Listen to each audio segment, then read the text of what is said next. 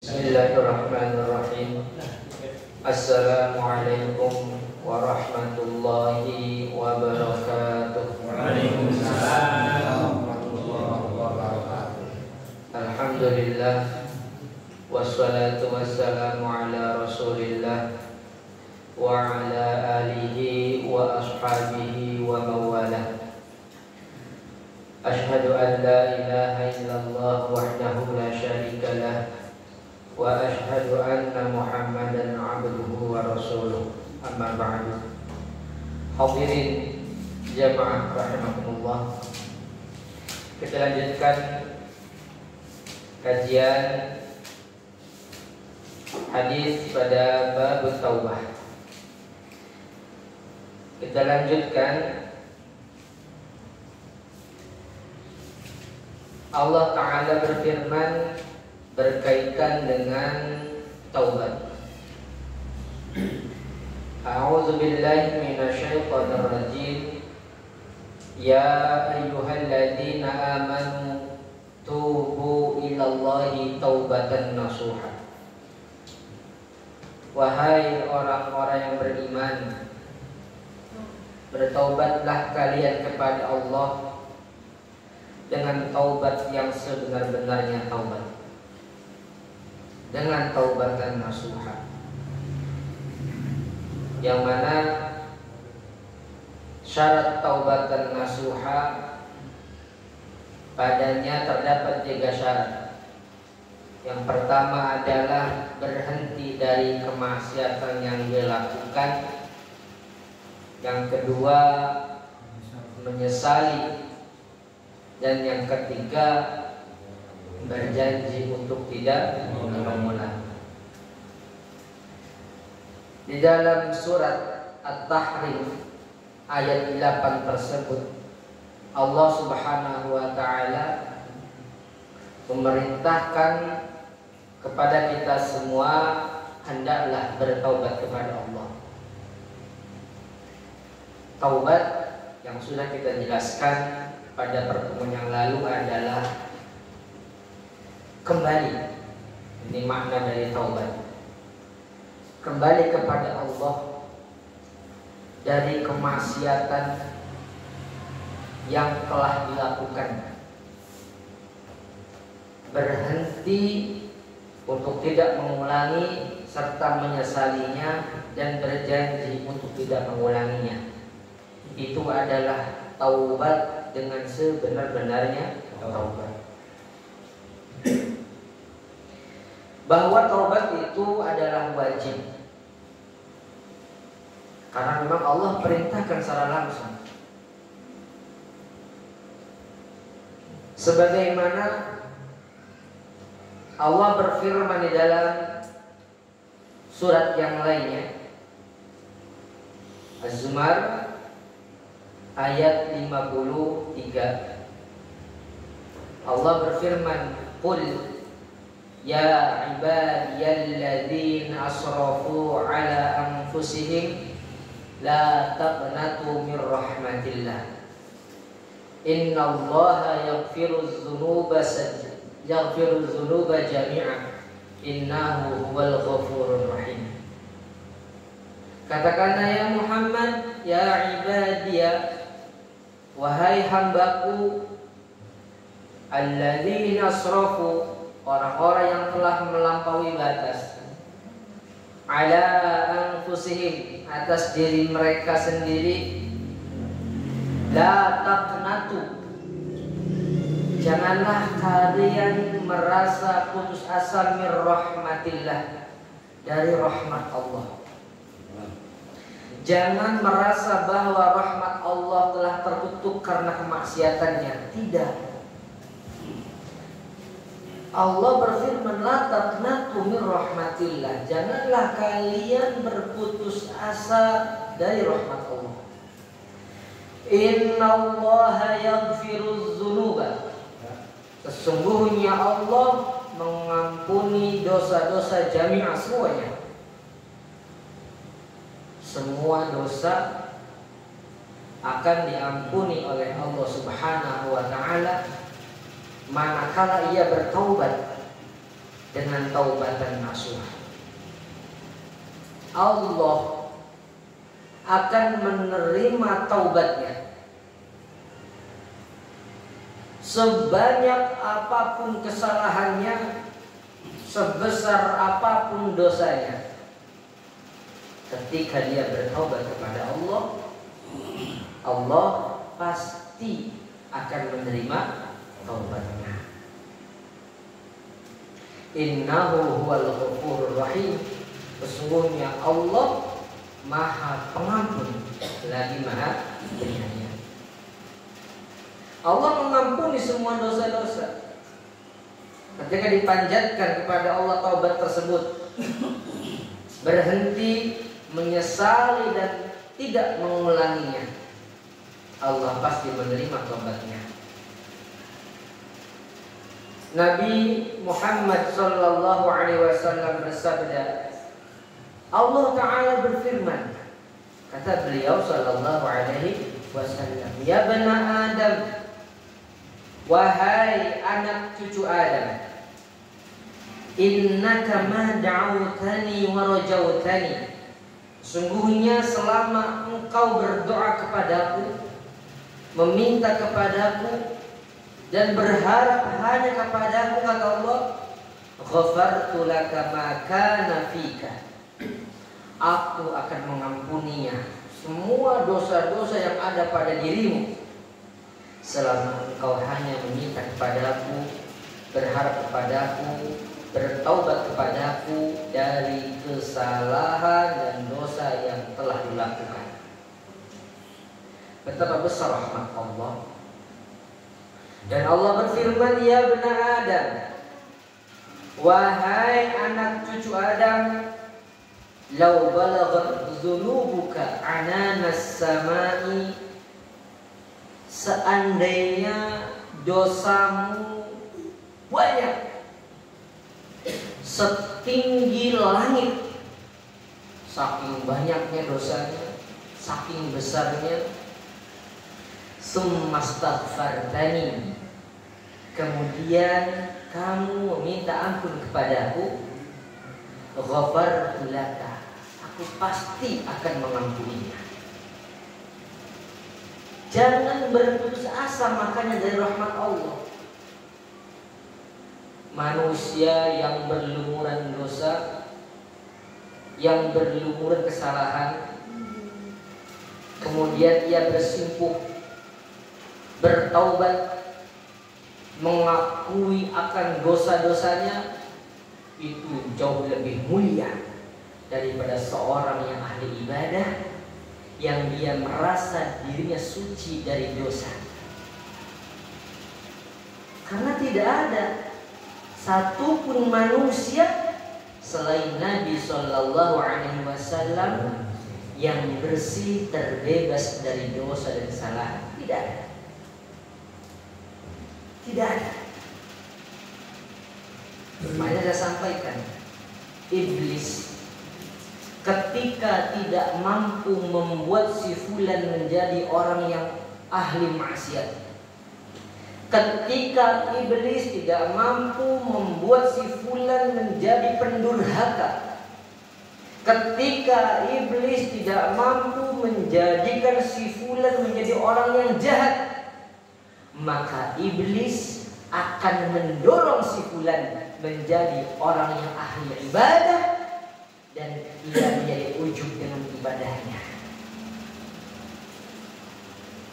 1001 cara iblis menggelincirkan manusia, dan nanti pada akhirnya dia akan mengalami dosa yang sama antara orang yang pelaku maksiat dengan menjadi orang yang ahli ibadah, namun dia ujub dengan ibadahnya. Saya ahli surga ini, saya ahli ibadah. Begitulah cara iblis menjerumuskan manusia. Makanya tidak ada satu orang pun selain Nabi yang bebas dari dosa, tidak memiliki kesalahan. Teruslah bertaubat, minta ampun kepada Allah Subhanahu wa Ta'ala. Sebagaimana di dalam sabda Nabi Muhammad sallallahu alaihi wasallam, beliau bersabda, wallahi, demi Allah, inni la astaghfirullah, sungguhnya aku minta ampun kepada Allah, wa atubu ilaih, dan aku bertaubat kepadanya, fil yaumi aktsara min 70 marrah, dalam sehari itu lebih dari 70 kali saya beristighfar kepada Allah Subhanahu wa ta'ala. Ini Nabi sallallahu alaihi wasallam. Beliau memberikan tauladan kepada kita, memberikan qudwah kepada kita, bahwa beliau saja seorang yang dimaksum, bahkan diampuni dosa-dosanya ma taqaddama wa ma ta'akhkhar. Beliau tetap meminta ampun kepada Allah lebih dari 70 kali. Apalagi kita, umatnya yang berlumuran dosa, berlumur kesalahan. Berapa kali kita istighfar dalam sehari? Berapa ratus kali kita beristighfar kepada Allah?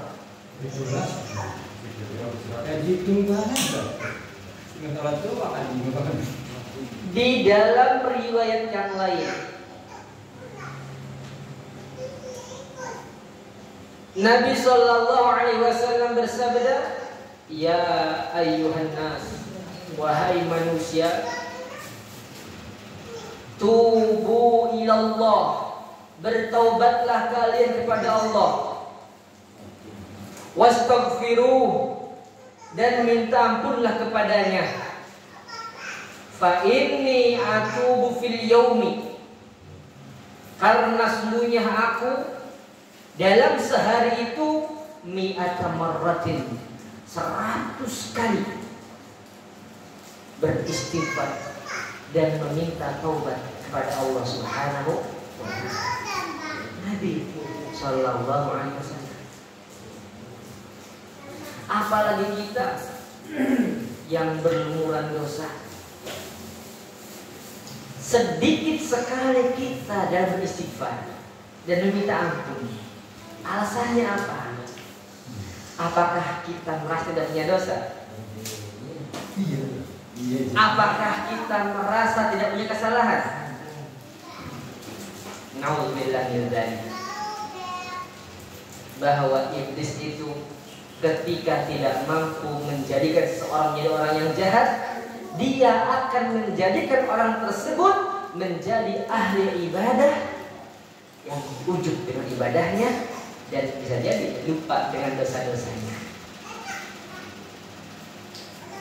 Bagaimana beristighfar? Beliau SAW mencontohkan lebih dari 70 kali dalam sehari beristighfar kepada Allah Subhanahu wa ta'ala. Jamaah rahimakumullah. Dari Abi Hamzah Anas bin Malik Al-Ansari radhiyallahu anhu, khadimi Rasulullah sallallahu alaihi wasallam, yang mana beliau adalah pelayan Nabi sallallahu alaihi wasallam. Dari usianya yang masih kecil, beliau sudah dititipkan oleh ibunya untuk berkhidmat kepada Nabi sallallahu alaihi wasallam. Karena Anas bin Malik adalah seorang anak yang cerdas, sudah mampu menulis. Ya, dia juga menjadi juru tulisnya Nabi sallallahu alaihi wasallam. Anas bin Malik Al-Ansari radhiyallahu anhu. Kata beliau, Rasulullah sallallahu alaihi wasallam bersabda, Allahu afrahu bi taubati 'abdihi min ahadikum saqata 'ala ba'irihi wa qad adallahu fi ardi falatin. Kata beliau sallallahu alaihi wasallam, Allah sangat senang lebih senang dengan taubatnya seorang hamba daripada, atau lebih senang daripada manakala kalian menemukan unta kalian yang hilang, kemudian ditemukan di tengah-tengah padang pasir. Sangat senang sekali. Lebih jelas lagi dalam ayat berikutnya, kata beliau sallallahu alaihi wasallam, "Lallahu ashaddu farahan bi taubati 'abdihi hina yatubu ilaihi min ahadikum kana 'ala rahilatihi bi ardi falatin fanfalatat minhu wa 'alaiha ta'amuhu wa syarabuhu." Sungguh Allah Subhanahu wa ta'ala lebih bahagia dengan taubatnya seorang hamba manakala dia bertaubat kepadanya daripada salah seorang dari kalian yang hilang tunggangannya di tengah padang pasir, yang lepas tunggangannya sementara makanannya, minumannya ada di atas tunggangan tersebut. Lagi jalan-jalan, lagi safar di tengah padang pasir, kemudian tunggangannya hilang, sementara perbekalan semuanya ada di atas punggung tunggangan tersebut. Unta tersebut hilang. Kemudian fa'aisa minha fa'ata syajaratan fattaja'a fi dhilliha. Kemudian dia merasa menyesal, putus asa karena di tengah padang pasir sementara tunggangannya lepas, entah kemana, hilang, perbekalan hilang, putus asa sudah. Kemudian orang ini dia berbaring di salah satu pohon. Kemudian fabainama huwa kadzalik idh huwa biha qa'imatan 'indah. Ketika dia sedang berbaring sambil merasakan putus asa, hilang tunggangannya, lenyap pula perbekalannya, tiba-tiba tunggangannya tersebut berdiri di sampingnya. Fa'akhadha bi khitamiha summa qala min syiddatil farah. Kemudian dia langsung mengambil memegang kepala unta tersebut sambil memeluknya, ya, karena sangat senang sekali. Unta yang tadinya hilang, putus asa dia mencarinya. Kemudian tiba-tiba datang untanya, dia langsung peluk unta tersebut sambil berdoa, Allahumma anta abdi wa anna rabbuk. Allahumma ya Allah, Engkau adalah hambaku dan aku adalah Tuhanmu.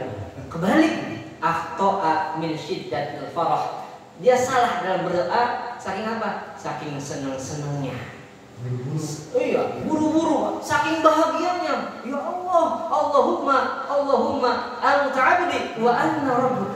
Ya Allah, Engkau adalah hambaku, aku adalah Tuhanmu. Saking senang-senangnya, Pak. Saking senang-senangnya.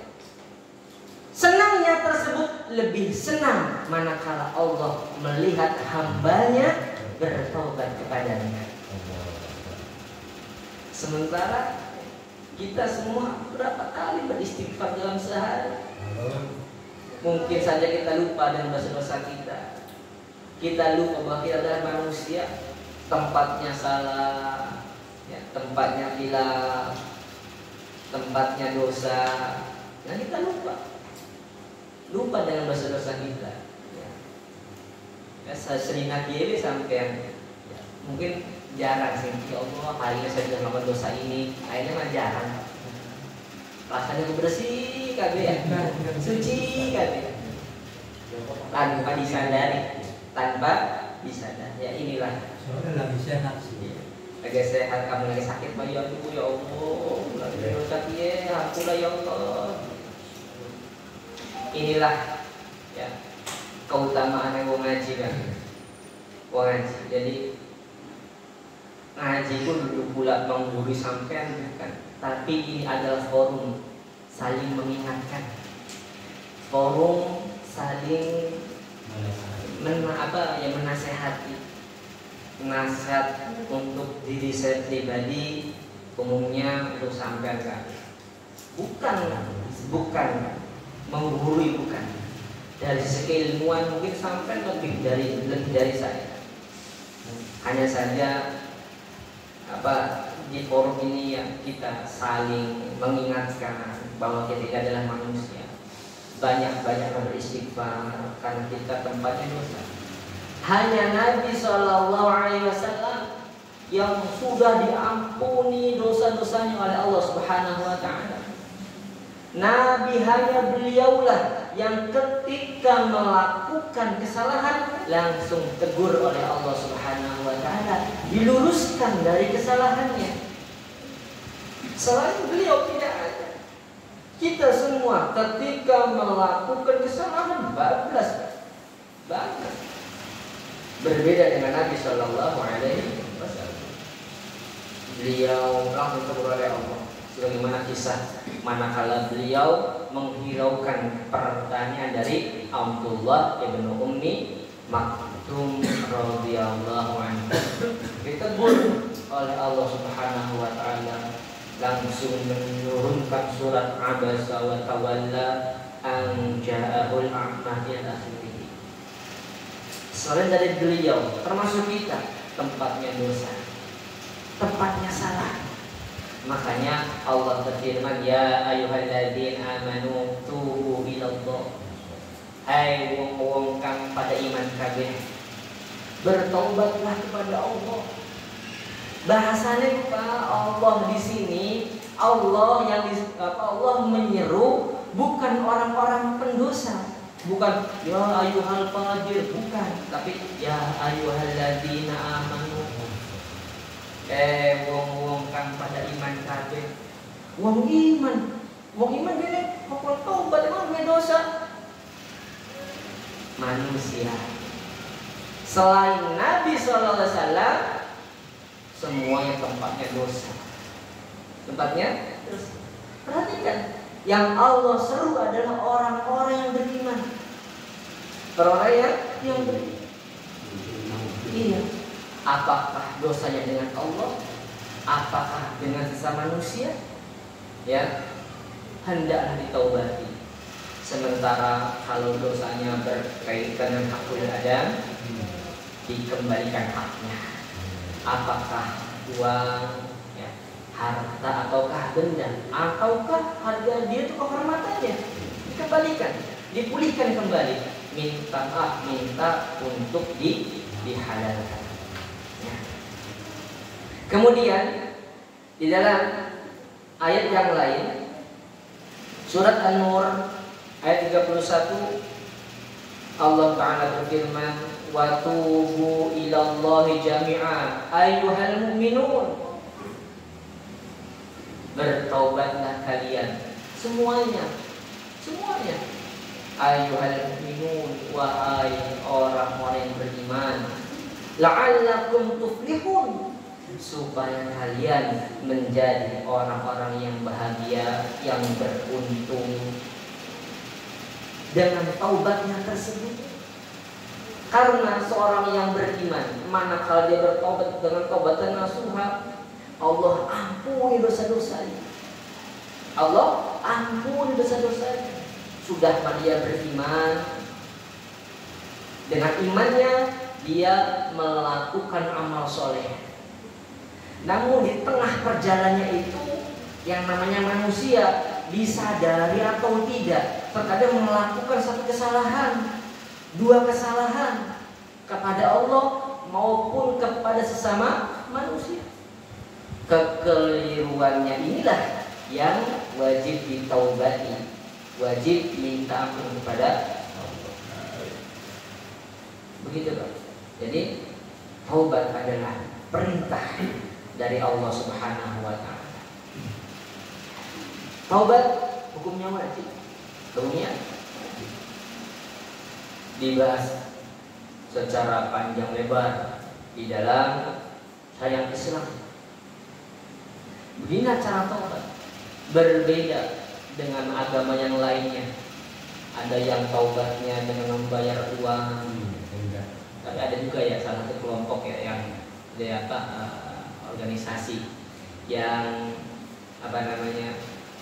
cara menembus dosanya dengan membayar ada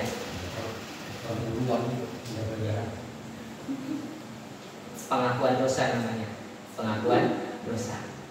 Dia menulis di secari kertas, kemudian menurut mantan anggotanya bisa membayar uang. Ya, sejumlah uang berapanya uang. Khususnya dalam perkara sepak bola. Jadi di dalam kelompok tersebut olahraga sepak bola itu wajib berdasarkan ijtihad amirnya, sehingga ketika anggotanya meninggalkan olahraga tersebut itu harus bertaubat di hadapan amirnya sambil yaitu pengakuan dosa gitu ya. Wallahi bisa. Tapi kalau kita merujuk pada dalil-dalil yang sore, ya begini, syaratnya 3 ketika dosanya berkaitan dia dengan Allah, berhenti menyesali, berjanji untuk tidak mengulangi. Kalau berkaitan dengan manusia ditambah dengan syarat itu apa? Mengembalikan haknya, apakah harta atau benda ataupun kehormatan dikembalikan. Nah, demikianlah kajian singkat pada malam hari ini. Semoga dengan kajian singkat ini bermanfaat untuk kehidupan kita. Amin ya rabbal alamin. Mohon maaf apabila ada kekeliruan. Tutup dan doa kafaratul majlis. Subhanakallahumma wa bihamdika asyhadu an la ilaha illa anta astaghfiruka wa atubu ilaik. Wassalamualaikum warahmatullahi wabarakatuh.